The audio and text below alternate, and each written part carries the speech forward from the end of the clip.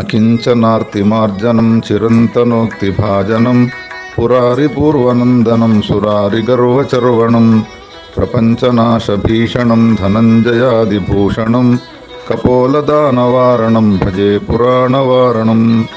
జగద్గురు శ్రీ శంకరాచార్యుల వారు గణేష పంచరత్నంలో గణపతిని గురించి చాలా అద్భుతంగా వర్ణించినారు. వారంటారు, దరిద్రులకు సంబంధించిన దారిద్ర్యాన్ని పోగొట్టే విషయంలో చాలా శ్రేష్ఠుడైనటువంటి వాడు గణపతి. అనేక ఏళ్ల నుండి, అనాది నుండి అపౌరుషేయములుగా వచ్చేటువంటి ఏ వేదాలున్నాయో ఆ వేదాల్లో ప్రతిపాదింపబడ్డటువంటి మహనీయ మూర్తి గణపతి. అంతేకాకుండా జన్మ లేనటువంటి వాడై ఉండి కూడా భక్తజనులను అనుగ్రహించడం కోసమే ఆవిర్భవించి పరమేశ్వరునికి పెద్ద కుమారునిగా జన్మించిన వాడు ఆ గణపతి.